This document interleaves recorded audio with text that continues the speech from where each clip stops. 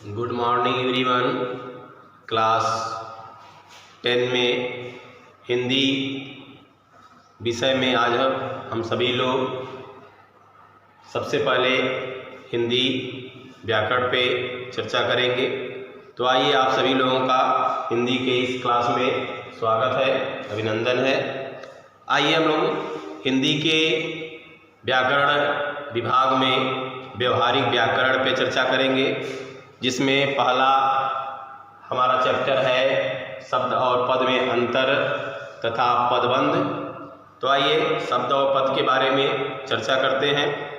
शब्द का अर्थ, उसकी परिभाषा, उसके प्रकार, पद का अर्थ, परिभाषा और शब्द पद में अंतर, फिर पदबंध, पदबंध के प्रकार पे हम लोग चर्चा करेंगे।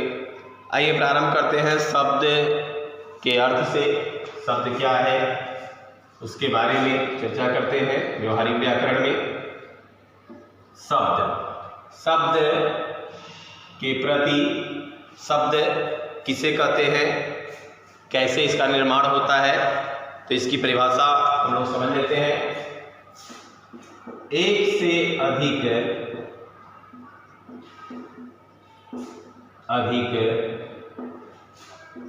सार्थक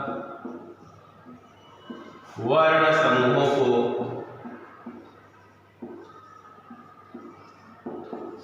को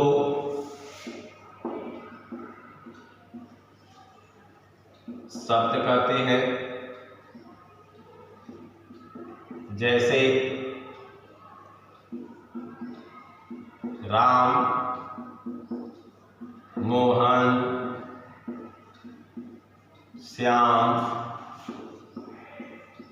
सरला, दिनेश आदि। वर्ण क्या है? वर्ण मीन्स अक्षर जो इसमें व्यंजक जुड़े हुए हैं, मात्राओं को हम अलग करते हैं। अलग करने की प्रक्रिया वर्ण विच्छेदन कहलाती है। विच्छेद माने अलग करना, तो वर्णों को अलग करना, अलग करके और जोड़ करके हम देख लेते हैं। जैसे राम, र में आ की मात्रा लगी हुई है, आ की मात्रा को हम अलग कर लेंगे। र के अ की मात्रा को अलग करने पर व्यंजन आधा हो जाता है, क्योंकि कोई भी व्यंजन का उच्चारण बिना स्वर की सहायता से नहीं होता, आप जानते हैं।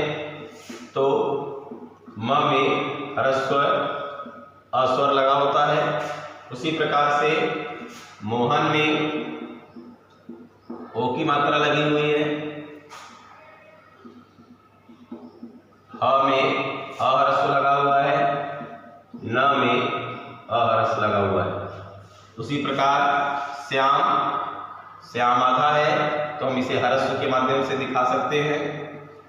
य पे आ की मात्रा, म पे ह्रस्व अ।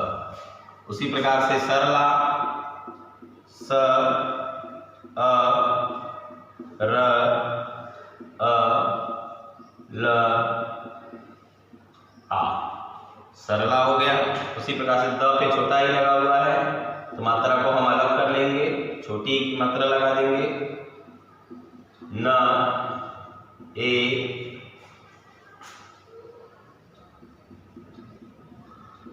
सर, ये जितने भी हैं ये वर्ण है। वर्णों को जोड़ने की प्रक्रिया, वर्ण को जोड़ने की प्रक्रिया कह सकते हैं कि शब्द कहलाती है, या जोड़ करके जो वर्णों का निर्माण किया जाता है वह शब्द कहलाता है। उसी प्रकार से वर्णों को अलग करने की प्रक्रिया वर्ण विच्छेदन कहलाती है। इसमें देखिए स्वतंत्र वर्ण र, आ, म, अ में स्वर स्वतंत्र है। म और ये दोनों मिलकर के राम बन रहे हैं। राम एक व्यक्ति विशेष का द्योतक होता है, किसी व्यक्ति का नाम है राम। राम का एक सार्थक अर्थ निकल रहा है, इसलिए ये सार्थक शब्द हो जाएगा। मोहन का अर्थ निकल रहा है, तो मोहन सार्थक शब्द हो जाएगा। श्याम का अर्थ निकल रहा है, तो मोहन सार्थक शब्द हो जाएगा। सरला और दिनेश ये अपने अपने नाम आदि का बोध कराते हैं, इसलिए इन्हें हम शब्द के नाम से जानते हैं। आइए हम आगे चलते हैं। शब्दों के वर्गीकरण और इनके प्रकारों में, जहाँ पर शब्द कितने कितने प्रकार के होते हैं, शब्दों का निर्माण किन किन आधारों पर होता है, शब्द की उत्पत्ति भिन्न भिन्न प्रकार से कैसे होती है। तो आइए देखते हैं शब्दों के वर्गीकरण में।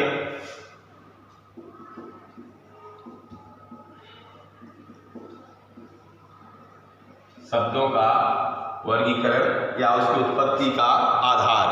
शब्द के वर्गीकरण को हम निम्नलिखित प्रकार से समझ सकते हैं।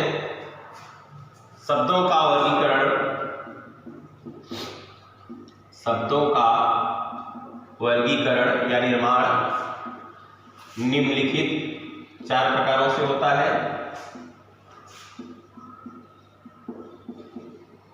4 प्रकारों के आधार पर होता है। पहला उत्पत्ति के आधार पर, पहला उत्पत्ति के आधार पर, पहला उत्पत्ति के आधार पर शब्दों का वर्गीकरण होता है, माने उत्पत्ति के आधार पर शब्दों का निर्माण होता है। दूसरा है रचना के आधार पर, रचना के आधार पर शब्दों का, कुछ शब्दों का निर्माण होता है। फिर कुछ शब्दों का अर्थ निकलता है, तो अर्थ के आधार पर भी, तो तीसरा हो जाएगा अर्थ के आधार पर, अर्थ के आधार पर शब्दों का वर्गीकरण होता है। और चौथा है हमारा अंतिम, जब हम प्रयोग करने लगते हैं कोई शब्द, तो या कोई विशेष अर्थ को व्यक्त करने वाला नया शब्द ले लेते हैं, तो ऐसे शब्दों को हम प्रयोग या व्याकरणिक आधार पर, या कह सकते हैं प्रयोग के आधार पर, प्रयोग के आधार पर, प्रयोग के आधार पर शब्दों का वर्गीकरण। इन 4 आधारों पर हम शब्दों का निर्माण करते हैं। प्रत्येक आधारों के विभिन्न विभिन्न कई शब्दों का निर्माण होता है। तो आइए चलते हैं हम पहले परिभाषा, स्रोत या उत्पत्ति के आधार पर शब्दों के कौन कौन से प्रकार हैं, उन्हें कैसे समझा जा सकता है। तो आइए देखते हैं। पहला है उत्पत्ति के आधार पर।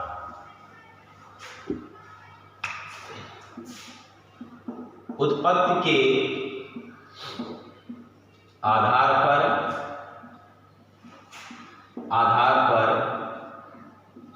शब्दों के कुल 4 प्रकार हैं। शब्दों के 4 प्रकार हैं।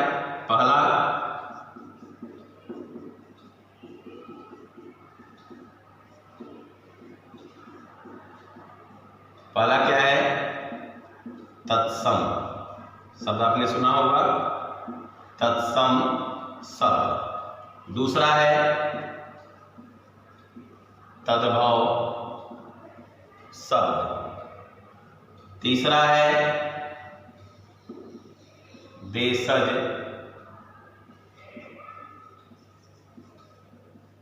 शब्द। चौथा है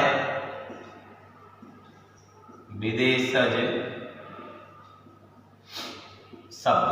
4 प्रकार उत्पत्ति के आधार पर शब्दों का वर्गीकरण 4 प्रकारों में होता है। अब हम चर्चा करते हैं तत्सम शब्द को। और क्या बोला जाता है? तो तत्सम शब्द को संस्कृत निष्ठ शब्द बोला जाता है। तद्भव जो बोलचाल की भाषा में हम संस्कृत से विपरीत मान लेते हैं, वह होता है देशज। देशज माने देश की भाषा, देश का शब्द, देश की भाषा से। विदेशज विदेशों से लिए गए, माने विदेशी भाषाओं से लिए गए। तद्भव जो संस्कृत से सीधे से हिंदी बोलचाल में आ गए हैं। ठीक, अब चर्चा कर लेते हैं तत्सम शब्द में। आइए पहले में चलते हैं हम तत्सम शब्द में। ये क्या है? ये संस्कृत निष्ठ शब्द, माने संस्कृत के जो शब्द है वही ऐसे शब्द, परिभाषा है इसकी, ऐसे शब्द जो संस्कृत भाषा से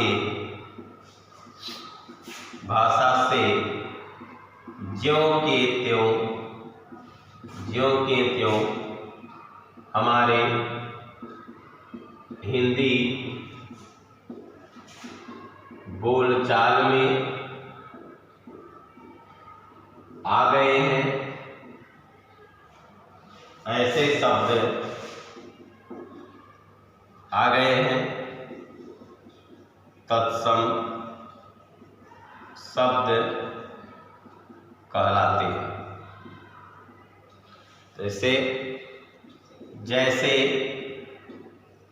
ऐसे शब्द जो संस्कृत से सीधे आ गए हैं, जैसे अग्नि, सूर्य, निपुण, पत्र, वायु।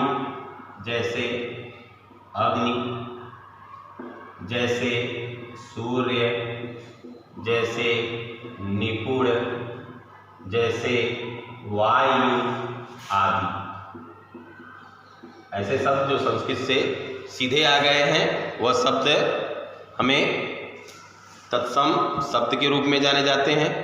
अब आते हैं हम तद्भव के रूप में। तद्भव क्या है? तद्भव शब्द, तो तद्भव शब्द की परिभाषा में हम दूसरे में देखते हैं। तद्भव ऐसे शब्द जो संस्कृत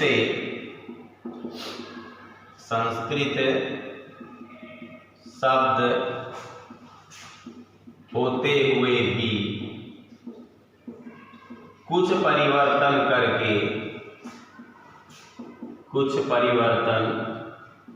करके हमारे बोलचाल में प्रयोग होने लगे हैं,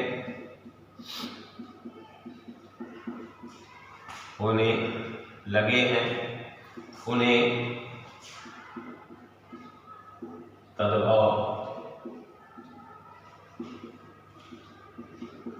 शब्द कहते हैं।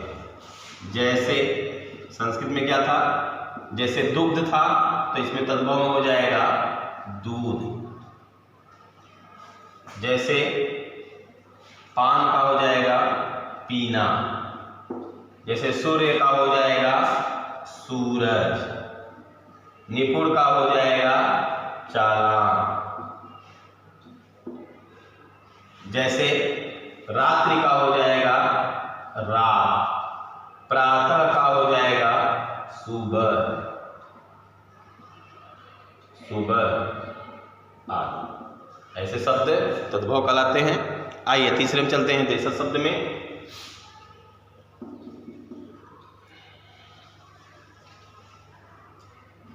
जैसा कि मैंने बताया था, इसका नाम है देशज। देशज माने देश की, अपने देश की बोलचाल में प्रयोग होने वाली जो शब्द, ऐसे शब्द, कौन से शब्द? तो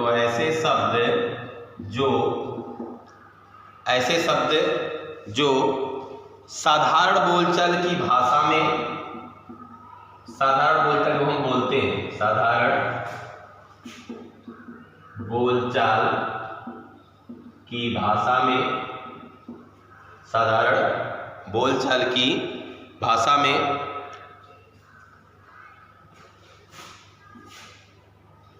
प्रयोग किए जा रहे हैं,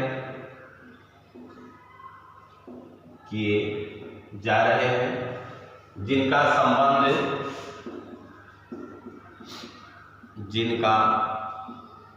संबंध अन्य देशों की किसी भाषा या बोली से नहीं है, किसी भाषा या बोली से नहीं है, देशज शब्द कहलाते हैं।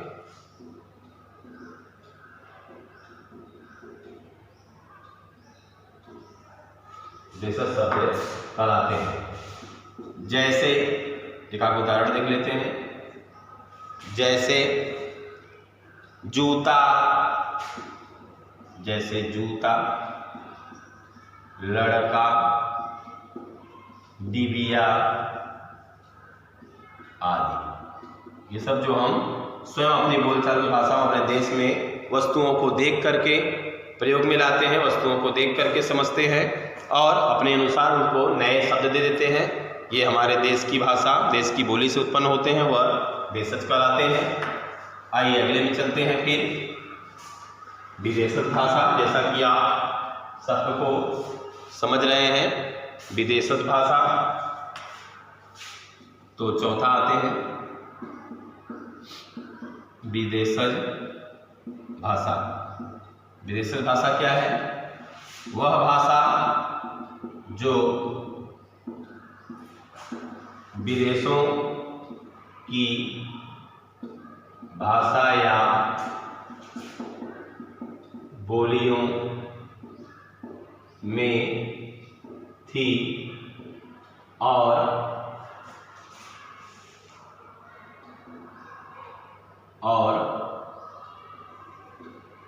भ्रमण आदि के माध्यम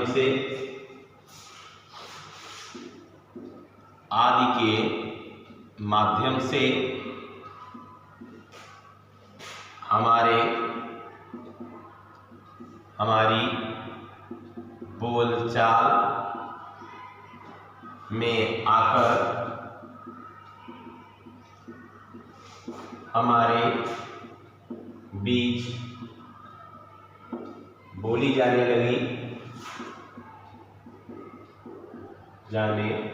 लगी विदेशज भाषा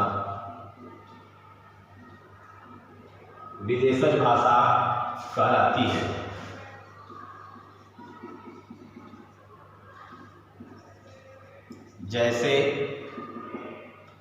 जैसे मशीन, स्कूल, स्टेशन। जैसे मशीन विदेशी भाषा थी, जैसे school, station, machine, school, station. चश्मा, स्पेशल, स्कीम, चश्मा, स्पेशल, स्कीम आदि जो विदेशों की भाषाओं से हम बोलचाल में प्रयोग में कर लेते हैं, वह हमारी विदेशज भाषा कहलाती है। शब्दों के वर्गीकरण के पहले में 4 प्रकार, उत्पत्ति के आधार पर शब्दों कुल 4 प्रकार। पहला तत्सम, दूसरा तद्भव, तीसरा देशज और चौथा विदेशज पे चर्चा हुई। चलिए आगे चलते हैं शब्दों के फिर दूसरे प्रकार की ओर, जिसका नाम है रचना के आधार पर शब्दों का वर्गीकरण। आइए देख लेते हैं रचना के आधार पर शब्दों के कितने प्रकार हैं। तो ये दूसरा प्रकार है।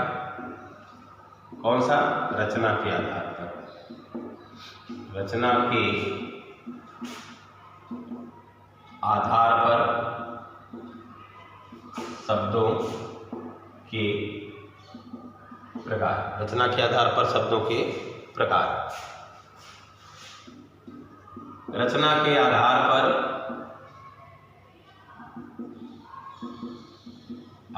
पर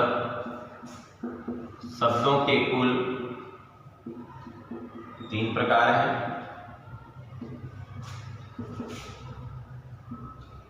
3 प्रकार हैं। कौन कौन से आप जानते हैं? पहला है रूढ़ शब्द, दूसरा है यौगिक शब्द और तीसरा है योग रूढ़ शब्द। तीसरा क्या है? तो योग रूढ़ शब्द। तीन हो गए। आइए अब चर्चा करते हैं हम रूढ़ शब्द किसे कहते हैं, यौगिक शब्द किसे कहते हैं और योग रूढ़ शब्द किसे कहते हैं। पहला है हमारा रूढ़ शब्द। इसकी परिभाषा ध्यान देते हैं तो वे शब्द जिनके खंड करने पर या टुकड़े करने पर कोई अर्थ ही नहीं निकलता, माने ऐसे एक छोटे से शब्द जिसके वर्णों को अलग कर देने पर, जिसके मात्राओं को अलग कर देने पर उसका अर्थ समाप्त हो जाता है, वह रूढ़ शब्द कहलाते हैं। देख लेते हैं, जैसे ऐसे शब्द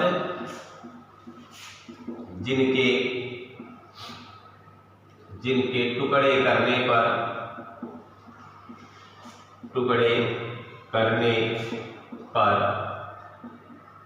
उसका मूल अर्थ ही समाप्त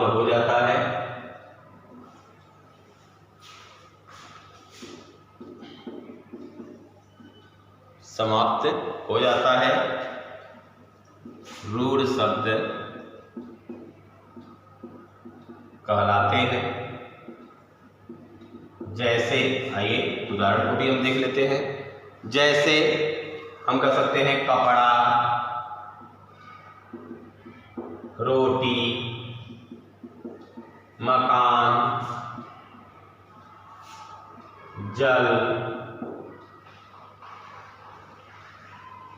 रवि आदि।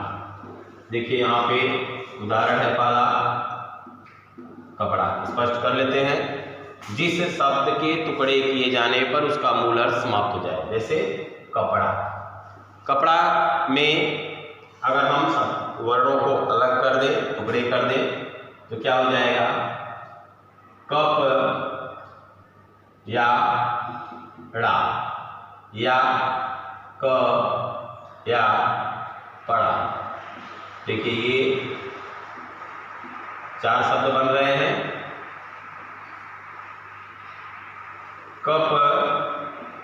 कप मीन्स कप भी होता है, लेकिन उसका मूल अर्थ समाप्त हो जा रहा है कपड़ा का। कपड़ा का अर्थ क्या होता है? वस्त्र या कपड़ा। इसके अर्थ को तोड़ते ही कप कहने से कप दूसरा अर्थ हो जाएगा, इसका मूल अर्थ समाप्त हो जाएगा। ड़ा कहने से ड़ा का कोई अर्थ नहीं निकलेगा, क कहने से कोई नहीं। पड़ा अर्थ होता है जो गिरा हुआ है, किंतु यहाँ पे कपड़ा का जो वास्तविक अर्थ है वह समाप्त हो जाता है। माने अक्षरों के अलग करते ही, उसको तोड़ते ही उसके मूल अर्थ समाप्त हो जाए, कोई अर्थ ही उसके बचे हुए शब्द न व्यक्त कर पाए, तो वहाँ पे रूढ़ शब्द होता है। जैसे आप देख लीजिए कपड़ा, जैसे राम में रा को अलग कर दिया जाए, म को अलग कर दिया जाए, तो न रा का अर्थ निकलेगा न म का अर्थ निकलेगा। तो ऐसे शब्द जिनके टुकड़े नहीं किए जा सकते, खंड नहीं किए जा सकते, वह रूढ़ शब्द है। आइए उसके बाद हम चलते हैं दूसरे रूढ़ शब्द के बाद दूसरा प्रकार यौगिक शब्द।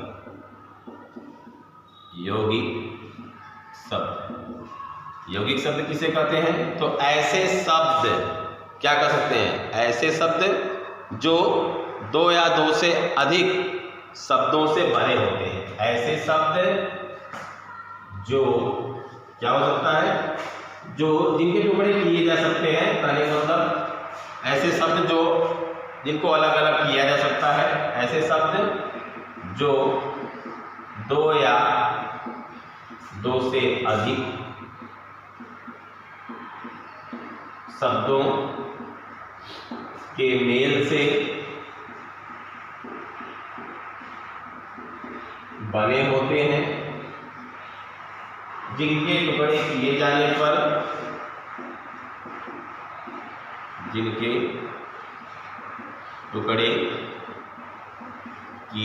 पर अर्थ निकलता है,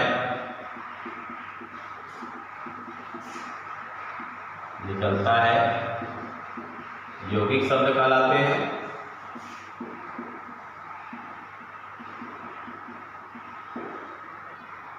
जैसे हम एक दो उदाहरण देख लेते हैं। जैसे विद्यालय, देवालय, संग्रहालय,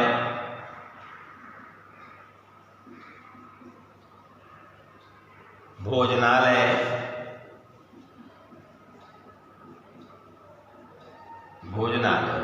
आइए देखते हैं ऐसे शब्द जिनके टुकड़े किए जाने पर उसका अर्थ निकले।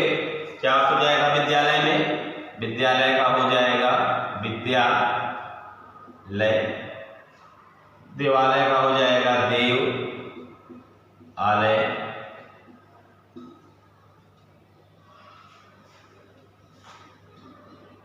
विद्याधन आलय हो जाएगा। आलय माने विद्या का स्थान। संग्रहालय, संग्रह धन आलय, भोजनालय का हो जाएगा भोजन धन आलय, माने विद्या का स्थान, देवताओं के रहने का स्थान, संग्रह करने वाला स्थान, भोजन प्राप्त करने का स्थान। यहाँ पर दोनों शब्दों के अलग अलग अर्थ निकल रहे हैं, इसलिए यहाँ पर यौगिक शब्द है। चलिए आज के लिए इतना ही काफ़ी है। कल हम सभी लोग रचना के आधार पर शब्दों के वर्गीकरण में तीसरे शब्दों का अंतिम प्रकार योग रूढ़ शब्दों पे, योग रूढ़ शब्द पे चर्चा करेंगे। तब तक के लिए आपका दिन शुभ हो। थैंक यू, धन्यवाद।